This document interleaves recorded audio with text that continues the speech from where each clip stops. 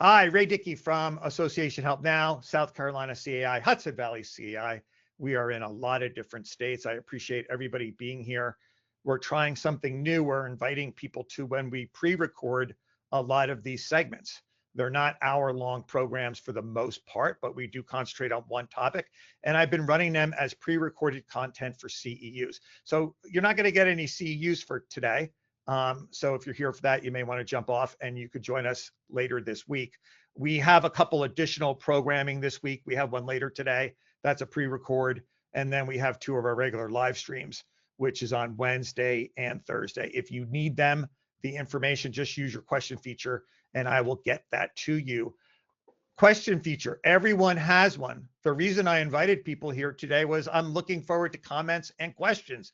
Please help us out with retaining wall failures. Tell us your stories. If you want to come on and tell us yourself, that's fine also, but I love the questions. I don't use people's names, so feel free to ask whatever you would like to ask. With that being said, I am going to have our panel introduce themselves with who I see first, and that is Alan. Yeah, hi, thanks for joining. I'm Alan Ebert. I'm the Director of Quality Assurance at Reserve Advisors, reserve study provider nationwide. I'm an engineer by training, geotechnical. I'm a licensed PE in a number of states. I hold the PRA designation and the RS designation through CAI.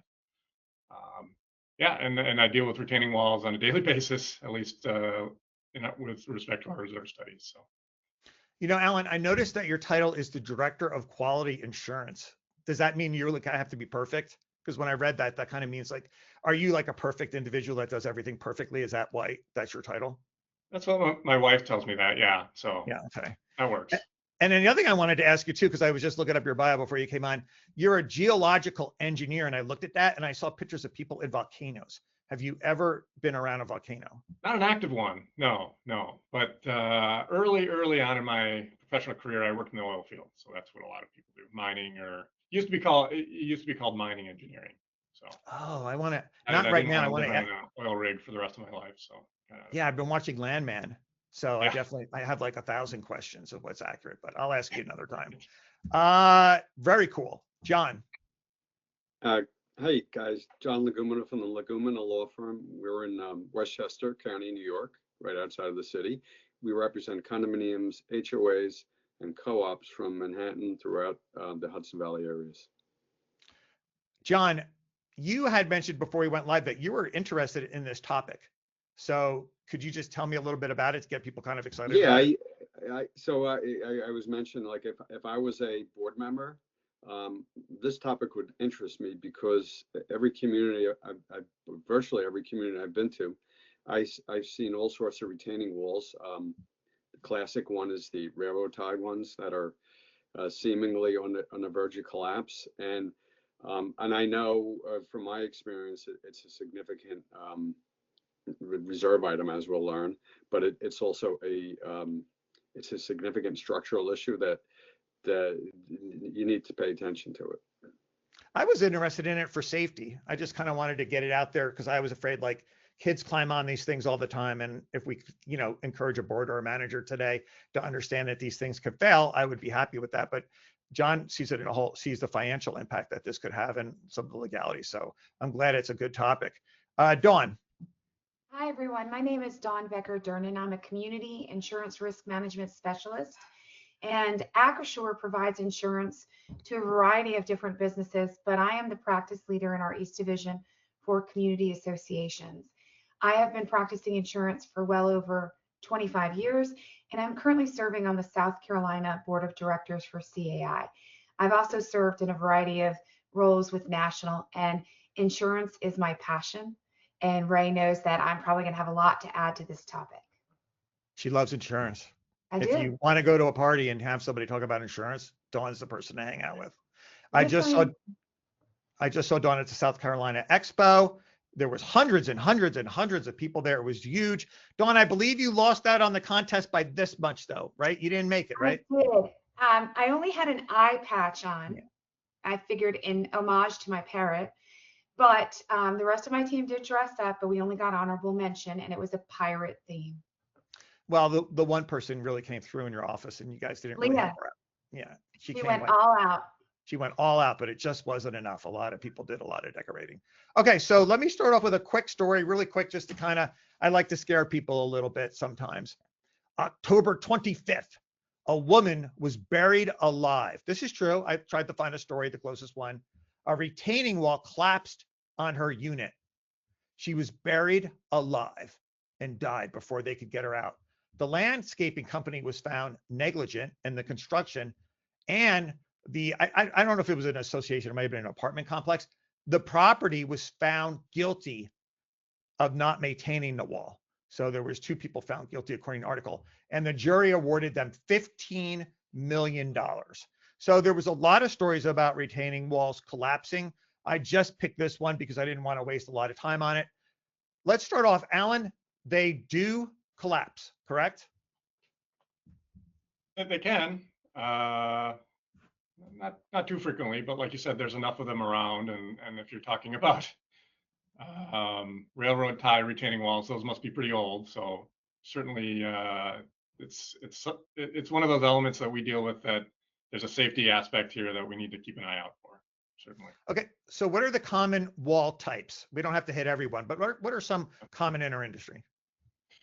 The very general type of wall would be what's called a gravity wall, a mass wall. These would be boulder walls, big concrete block walls. These rely on the weight, or concrete. These rely on the weight of the wall itself to hold back the soil. Then you have the most common walls we see are mechanically stabilized earth walls. Newer construction, you'll see these everywhere. They have like the modular, prefabricated little blocks, how those walls work is there's a reinforcement that runs laterally into the soil, the retained soil. It's like a plastic grid material, geogrid it's called. Different designs for that, but the idea is you make kind of a layer cake of soil and this reinforcement, and that's actually the strength of the wall. So there's considerations there and things to look for if those are going to fail, which is quite rare, but those are by far the most common.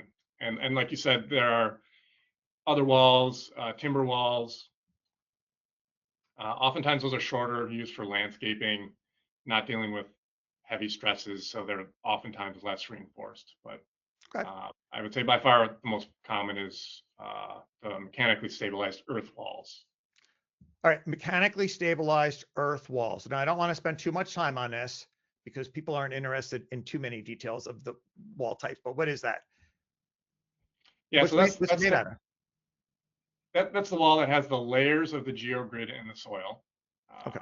And so what that does is, soil can naturally stay at a certain slope.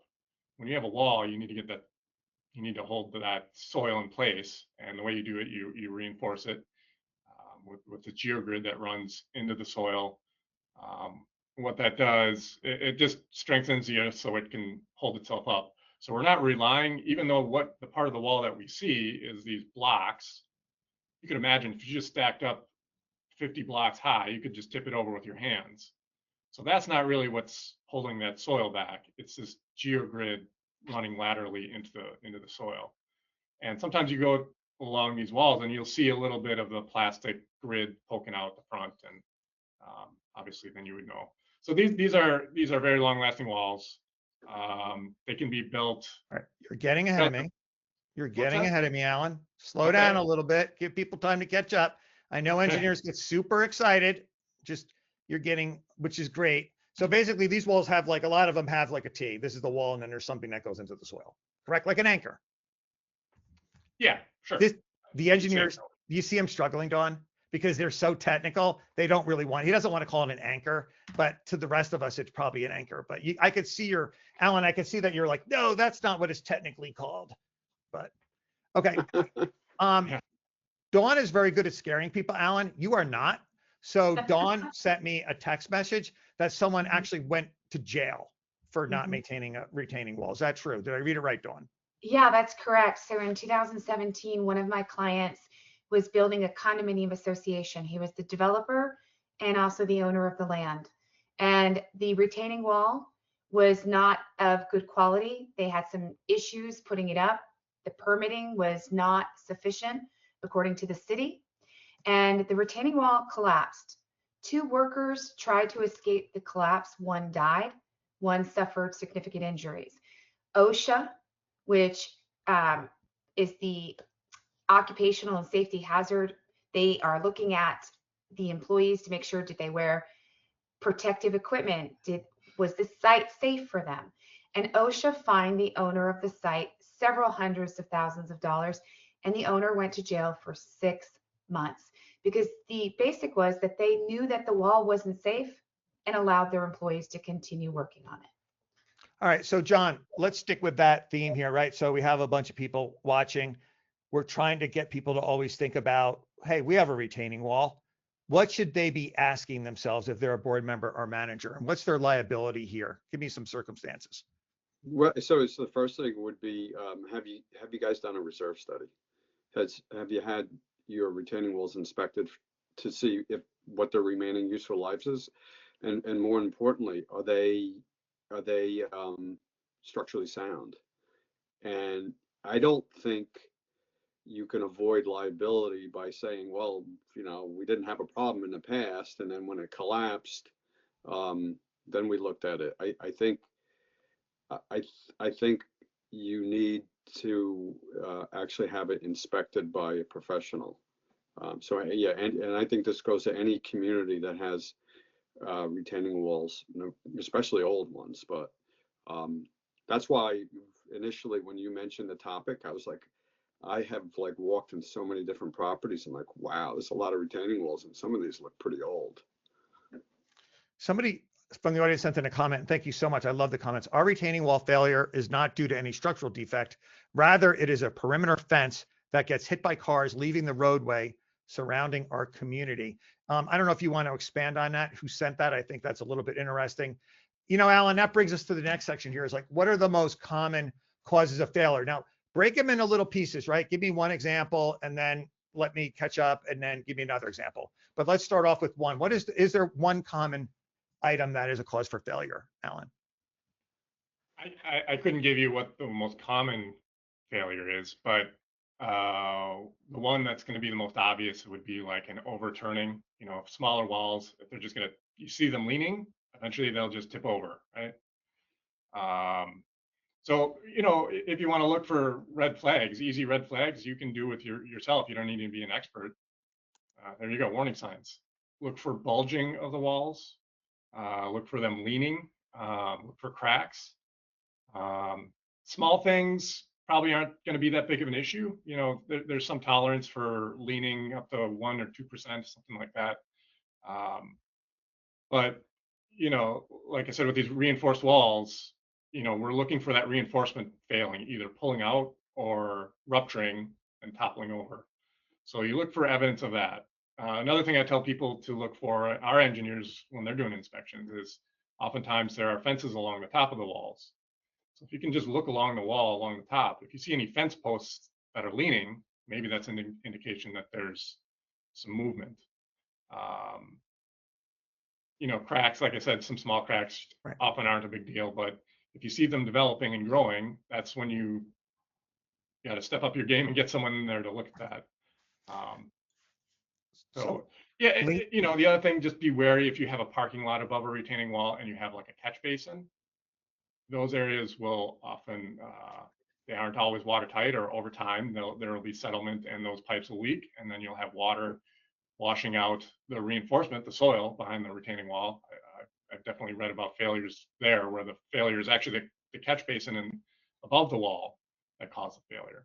So wait, let me jump in there. So leaning, and cracks. I meant nobody could miss those two, right? They're extremely obvious.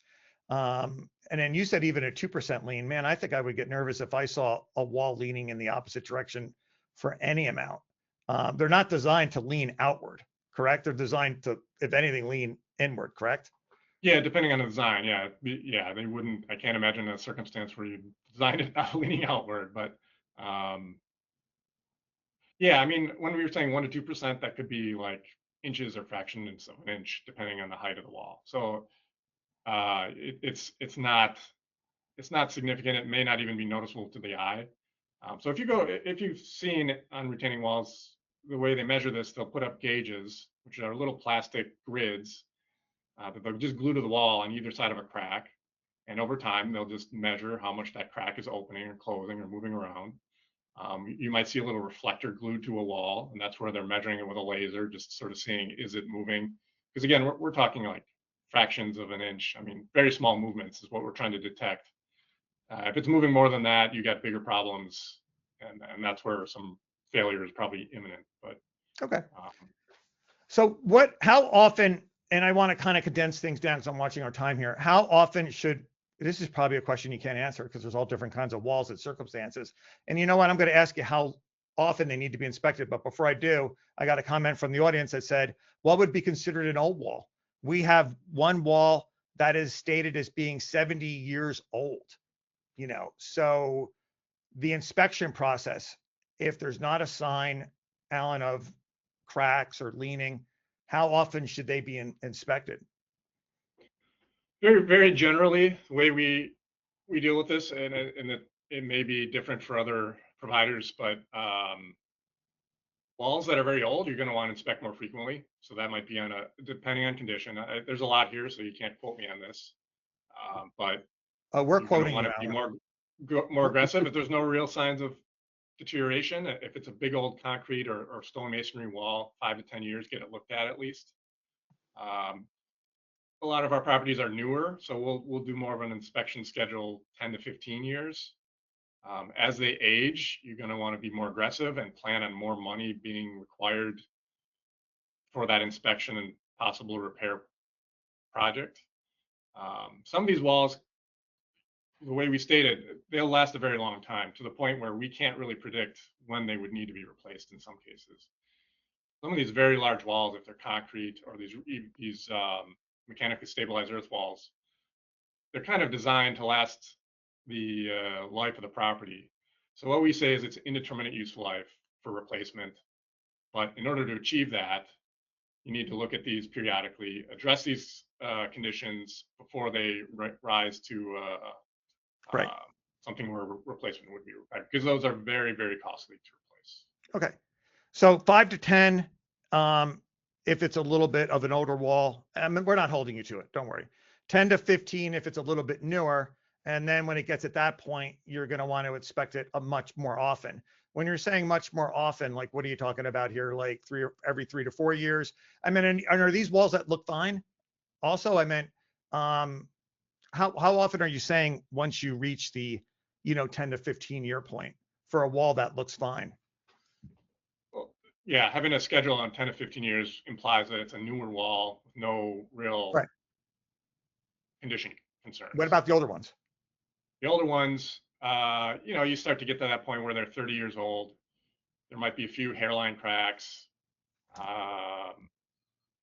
There may be some evidence of some settlement.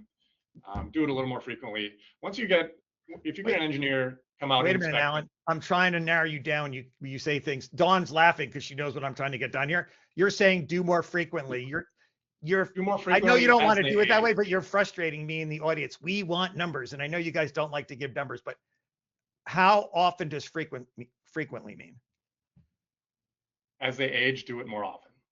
Okay, so you won't give us a year then. That's okay if you don't want to. I mean, is it every? There's no answer. There's no answer. Okay. So I can chime in on that from an insurance perspective. We actually like to see annual inspections, especially on aging infrastructure.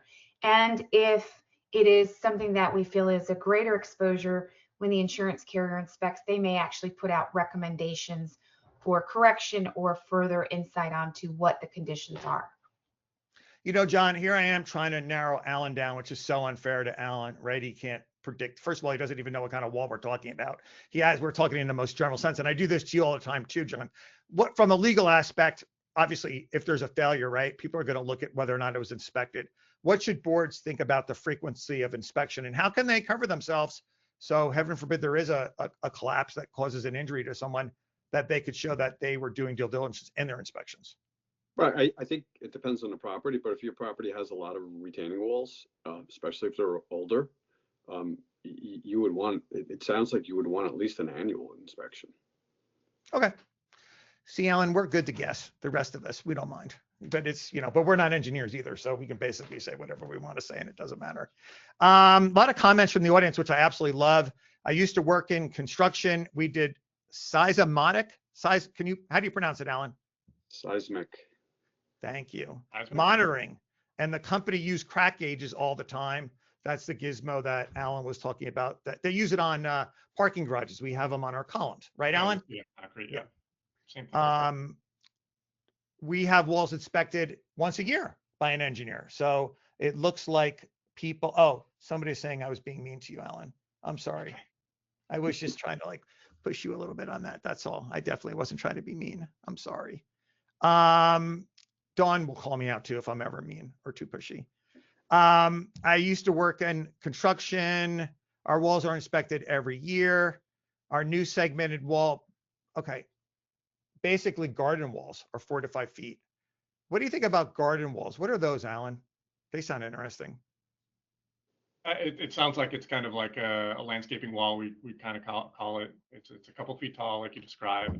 Probably much less reinforced. Just relying on the weight of the blocks, I'm guessing. The weight of the timbers just to hold up a flower bed or a landscaping bed, something like that. Probably less of a safety issue, I would think, depending on the height. But those are less expensive to replace.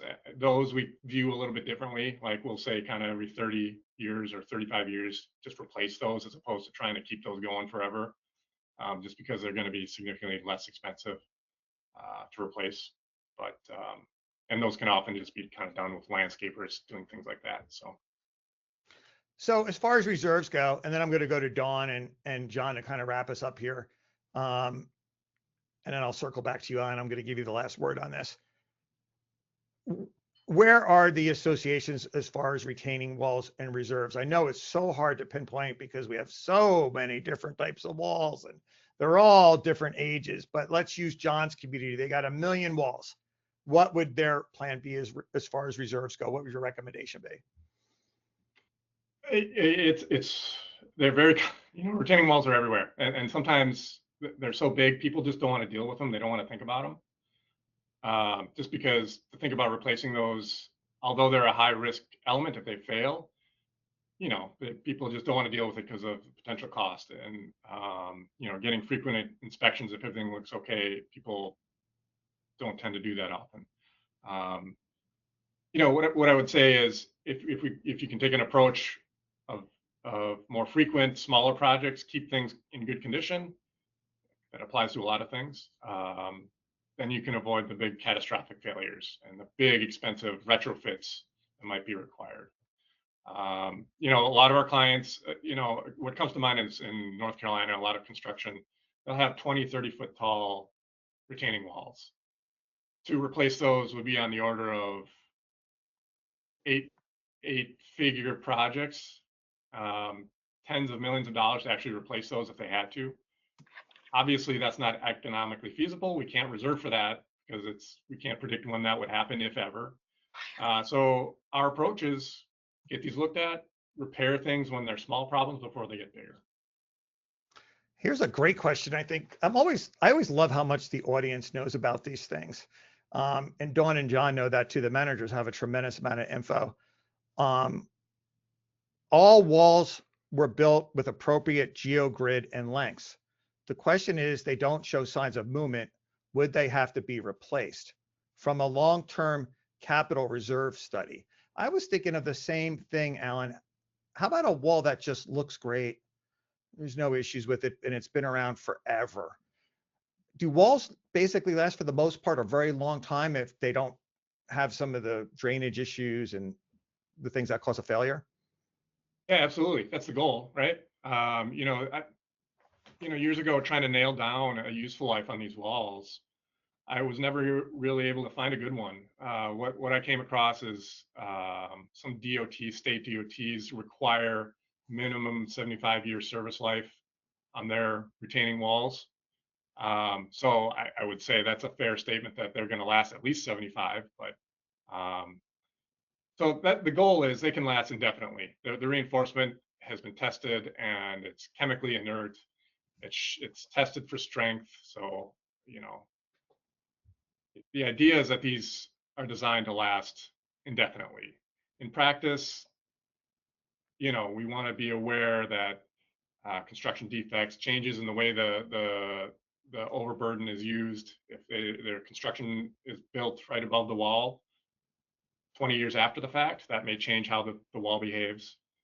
Just weathering, things like that, can require the need for isolated areas of replacement or repairs. But ideally, ideal situation, and as long as you get them inspected and it gets a clean bill of health, there's no reason that you would have to plan for a replacement on some walls. Okay. John, let's go to closing thoughts. Legalities here. Once again, I keep pushing the point. Let's say there's a failure or they don't adequately calculate for reserves. Where's a board and a manager's liability here? And what are your closing thoughts on what they should do and what best practice would be? Yeah, so I think we already heard best practices, you know, annual inspections, rely on the advice of a qualified engineer, not just walking around yourself and saying, hey, it all looks good. As far as exposure, Dawn hit on it, like, you know, that's why insurers will recommend periodic inspections, because it's a known risk. So what the law is that if you're aware of a risk, did you act reasonably to deal with the risk? So a reasonable response would be, yeah, we had an engineer inspect it annually, or our engineer put those devices that Alan was mentioning on it, and you know, there's no movement. So, you know, you need to do something. So this is a common, I'm going to bounce back to Alan. I'll be to you 1 second, Dawn. This is a common question I get with reserve studies all the time, Alan. If there's a deficiency, is it going to be noted in the reserve study? Or I'll rephrase, if there's a deficiency, will you leave it out of the reserve study? What is the obligation of an engineer? Well, absolutely. As an engineer, we need to identify things that we see as a safety hazard. And more practically, for a reserve study, you need to know how to fund for your retaining walls. So, you know, there's a spectrum here. There's minor hairline cracks that if I'm the engineer on site and I see a hairline crack, I'm not too concerned that that's going to lead to failure. If there are some red flags that I see, absolutely that needs to be addressed. We'll often put an immediate inspection by an engineer as a separate expenditure in the reserve study, even just to say, you got to get someone out here that can measure this more and do more invasive testing to determine how serious this condition is.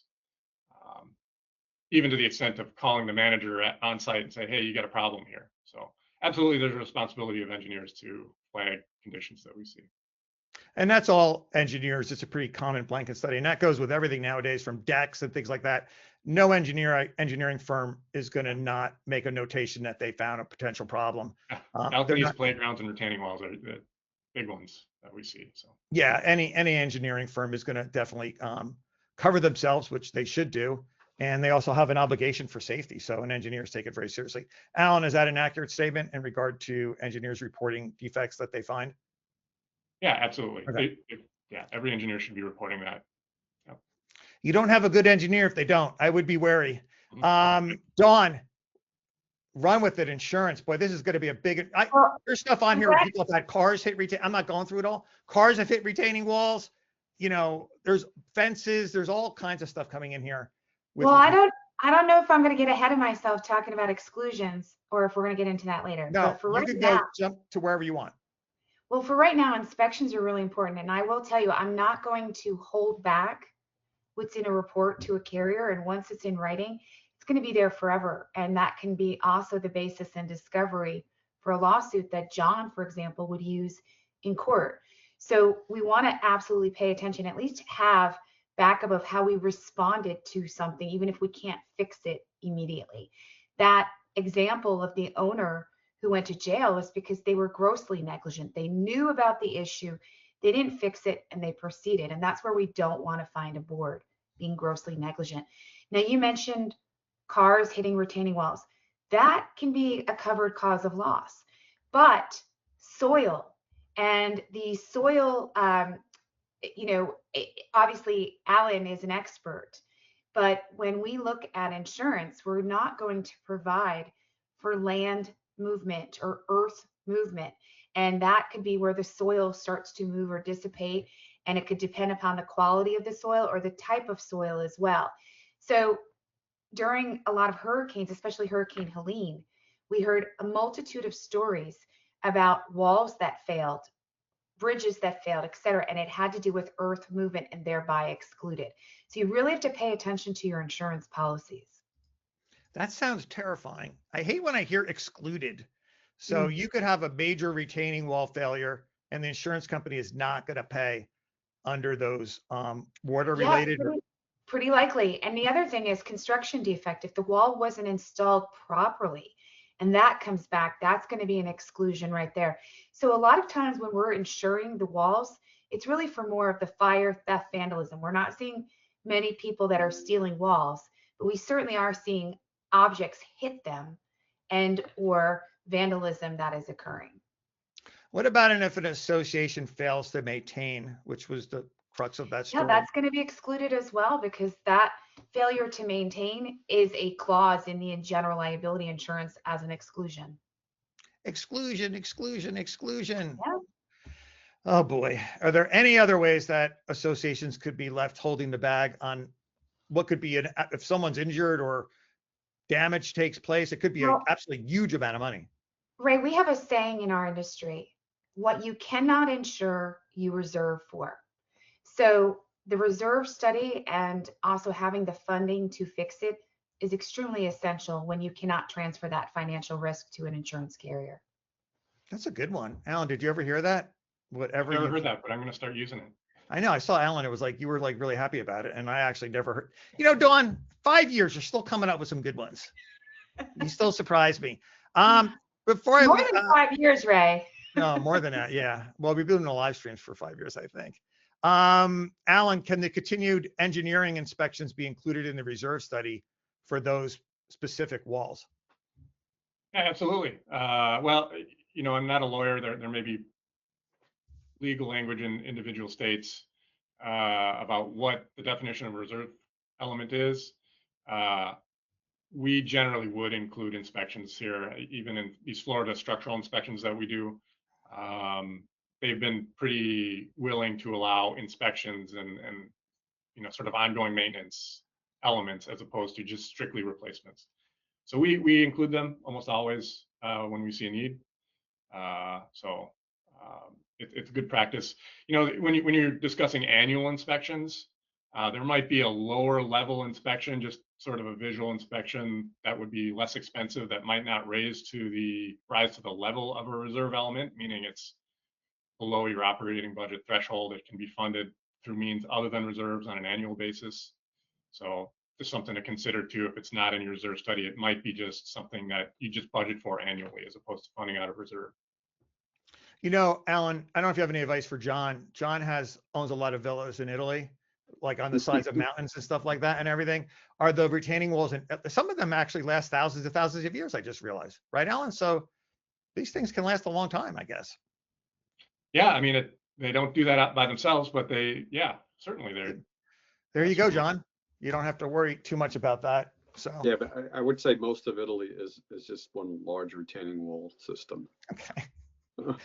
John, since you were so excited about the topic, was there anything you wanted to ask Alan before I let him go to closing thoughts and have the last word for today? Why don't we see railroad ties anymore? Yeah, that's a good question, because we see less and less of it. Those railroad ties were great, I think, when they were tearing up old railroad tracks. Those railroad ties never rot, right? And the reason for that is they're soaked in creosote, which is frowned upon to use today for new construction. So although there are still some out there with these ties, they're probably never going to rot. They're probably also, I wouldn't eat vegetables out of the garden with a railroad tie retaining wall, maybe, but so we still see treated timber retaining walls. They're still out there for different applications. Aesthetically, you may want them, but we won't see new railroad timber retaining walls. Another thing, John, that our children are not going to get to experience railroad tie retaining walls now. And God, creosote vegetables. yeah, a little bit of chemicals, and nobody wants to play around with them anymore. Ray, I'd like to ask Alan about Sure. the effervescence and also about the holes that we see in walls. I often get calls from boards saying, well, we have effervescence, we have concern. And then we've also heard about people plugging up certain holes or drain holes. Can you go into that a little bit? Because doesn't that impact the integrity of the wall itself? Yeah, good question. So the the certain types of walls, that most walls will require drainage to get water. Water adds extra pressure to the wall, so you want to reduce that as much as possible. It also affects the strength of the soil in some circumstances. So you don't want, if you have real clay soil, if it's saturated, it behaves differently. Hopefully that's engineered for, but so the idea is there's a drainage system behind most of these walls. If you're seeing this efflorescence, which is like the white chalky substance on the face of the wall, what that indicates is there's moisture migrating through the wall as opposed to through the drainage system. And it's just depositing some minerals that it picks up as it evaporates out the wall. If it's small scale, it's probably just an aesthetic issue, not always indicating critical failure. I would have it looked at and make sure there's nothing. If it's extensive and there's clearly a blocked drainage and people are plugging the drains, we need to clear that out. And we'd want to know, why is that water stuck and perched at a certain elevation and not getting to the drainage system? But if we determine that it's not affecting the strength of the wall, not causing a failure, it may not rise to the level of needing to tear out a section of wall or not. It is unsightly, possibly.